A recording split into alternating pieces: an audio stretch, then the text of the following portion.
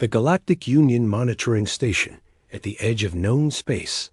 The story opens with alien sensor operator Rick monitoring deep space from Station Alpha 7. The Union has been watching the galaxy for centuries, cataloging peaceful species and their slow technological progress. Most races take thousands of years to develop. Basic space travel. Rick notices strange readings from a previously unknown solar system. The sensors detect massive energy signatures moving at impossible speeds. The readings are so intense that Rick thinks the equipment is broken. He calls his supervisor, Tom, who runs additional scans. The scans reveal something that makes both aliens freeze in terror. Multiple objects are approaching their sector at speeds that should be impossible for any known technology. The energy readings suggest weapon systems more powerful than anything in the Union. Database. Tom contacts Fleet Command immediately. Admiral Blue receives the report and cannot believe what he is hearing.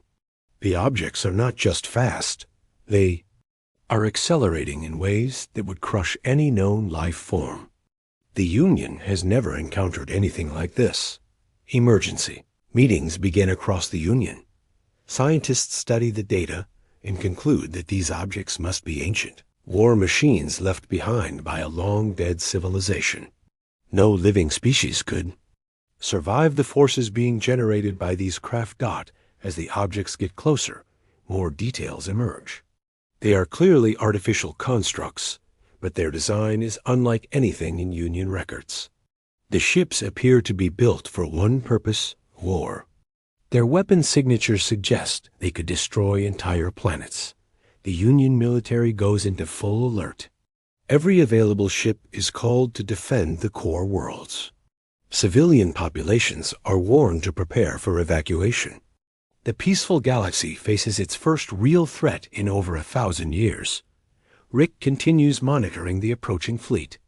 The signals are getting stronger, and he can now detect smaller craft accompanying the main vessels. The formation suggests a military force beyond anything the Union has ever imagined.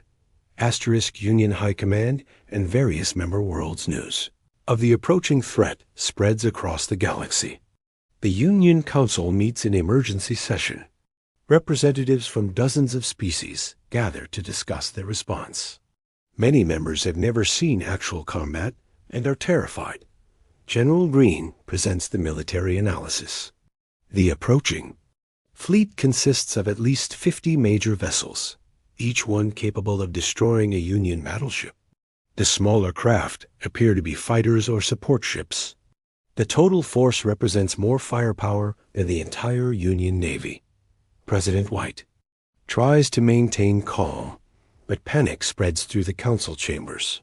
Some members demand immediate evacuation of their home worlds. Others suggest trying to negotiate with whatever ancient intelligence controls these machines. On the frontier world of New Terra, colonist families pack their belongings. They have heard the news broadcasts and know that their planet lies directly in the path of the approaching fleet. Local defense forces are pitifully small compared to what is coming. The Union scientists work frantically to understand the technology they are facing. The energy signatures suggest power sources beyond their comprehension.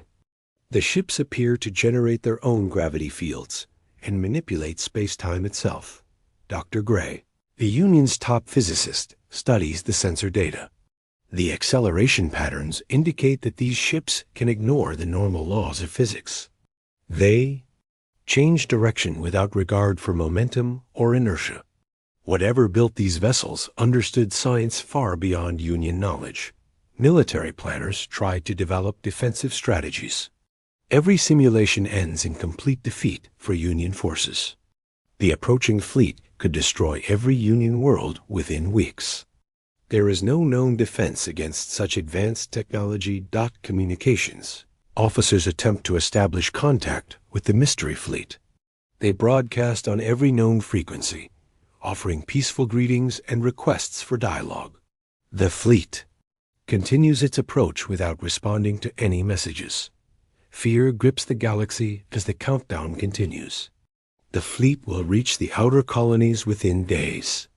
Religious leaders across the Union declare this the end of their civilization. Some species begin evacuating their most precious cultural artifacts. Asterisk first contact at the edge of Union space. Mystery fleet arrives at the outer edge of Union territory.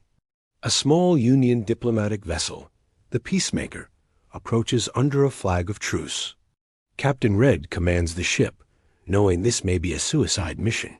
A human warship Titan detects the approaching vessel. Captain Smith studies the readings and notes that the alien ship appears to be unarmed.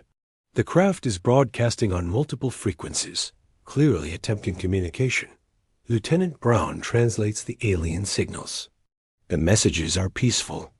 Greetings and requests for dialogue. The Union ship identifies itself as a diplomatic vessel seeking first contact.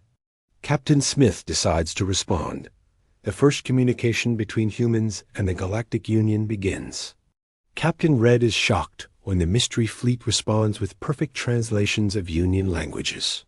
The humans have been monitoring Union communications for weeks. Captain Smith explains that Earth's fleet is on a routine patrol mission. The humans are exploring this region of space and meant no threat to anyone. They are surprised to learn that an advanced galactic civilization exists in this area. The Union crew cannot believe what they are hearing. These terrifying war machines are operated by a previously unknown species that claims to be peaceful explorers. The humans seem genuinely confused by the Union's fearful response. Captain Red examines the human ship through their sensors. The vessel is clearly designed for combat, with weapon systems that could destroy cities. Yet the humans speak of exploration and scientific discovery as if war is not their primary purpose.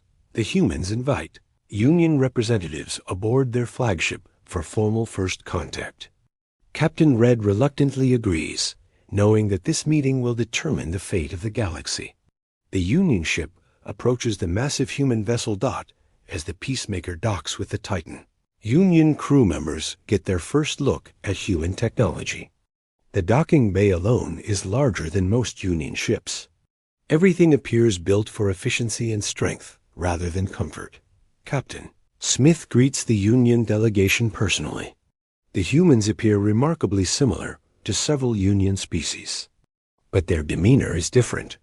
They carry themselves with quiet confidence and seem completely at ease with their powerful technology. The formal meeting begins in the Titan's conference room. Maps and displays show the extent of human space exploration. The Union delegates realize that humanity has been traveling the galaxy for decades without making contact with other civilizations. Asterisk aboard the human flagship and Union command. Truth emerges during the diplomatic meeting. Humanity developed space travel only recently, but built their ships with military capabilities as standard practice. Earth's history of constant warfare shaped their approach to space exploration. Admiral Johnson explains human military doctrine. Every Earth vessel is armed and ready for combat because humans assume that space is dangerous. The concept of a peaceful galactic civilization is completely foreign to human thinking. The Union delegates struggle to understand this mindset. Their species developed space travel through cooperation and shared knowledge. The idea of arming exploration ships seems wasteful and aggressive to them. Captain Smith shows the Union representatives through the human ship. The Titan carries enough firepower to destroy a small moon, yet the humans consider it a standard exploration vessel. Larger warships exist in the human fleet. News of the peaceful contact reaches Union command. President White addresses the galaxy, explaining that the approaching fleet belongs to a newly discovered species called humans. The immediate threat has passed, but questions remain about human intentions.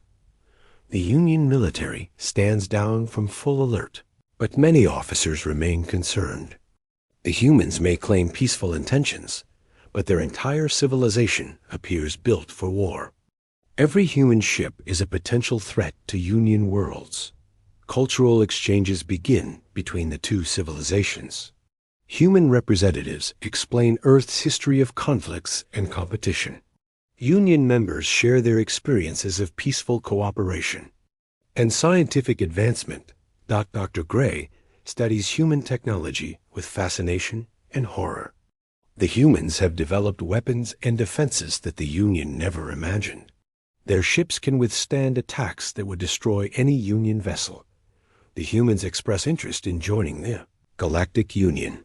They offer to share their advanced technology in exchange for access to Union knowledge and trade networks. The proposal creates intense debate among Union members. Some Union species welcome the humans as potential allies. Others fear that human military might could destabilize the peaceful galaxy. The debate reveals deep divisions within the Union about how to handle this first contact. Captain Smith receives orders from Earth, command to establish a permanent diplomatic presence. The human fleet will remain in Union space to facilitate ongoing negotiations. This decision causes more concern among Union members. Asterisk. 6 months after first contact, the galaxy has changed forever. Human ships patrol the outer regions of Union space, serving as de facto protectors against unknown threats. The Union has gained powerful allies, but lost its innocence about the dangers of space. The integration process proves challenging. Human military protocols clash with Union diplomatic traditions. Several incidents occur when human ship captains respond to perceived threats that Union members consider harmless. Trade agreements begin to take shape. Humans offer advanced weapons and defensive technology in exchange for Union scientific knowledge and cultural artifacts. The arrangements benefit both civilizations, but worry some Union members. New colonies are established in previously dangerous regions of space. Human military protection allows Union species to explore areas they never dared enter before. The galaxy suddenly seems much larger and more accessible. The Union military undergoes major reforms.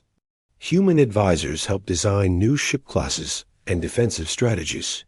The peaceful Union fleet transforms into a more capable force, though nothing approaches human military standards. Earth sends additional fleets to explore deeper into Union space. Each new human ship reminds the galaxy of the military power that now protects them.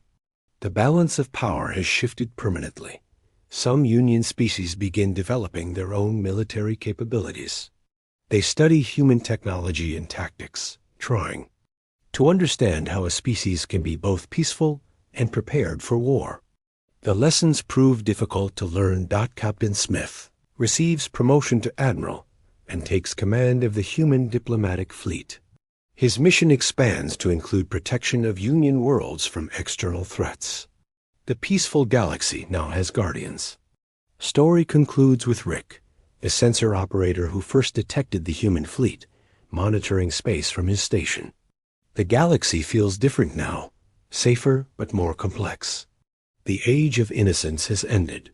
Union children learn about Earth in their schools.